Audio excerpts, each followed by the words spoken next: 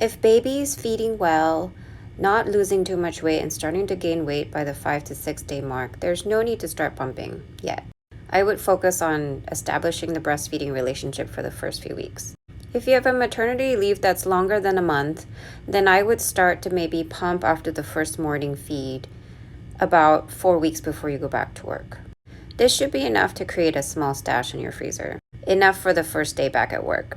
You don't need to fill your whole freezer or have a huge freezer stash, as when you go back to work, you'll be pumping to create what the baby needs the next day.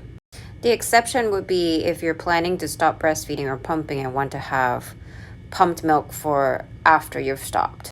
But if you're planning to continue breastfeeding and pumping while at work, then I wouldn't stress out about having a huge stash, as long as you're able to prioritize and focus on pumping while at work to maintain your supply.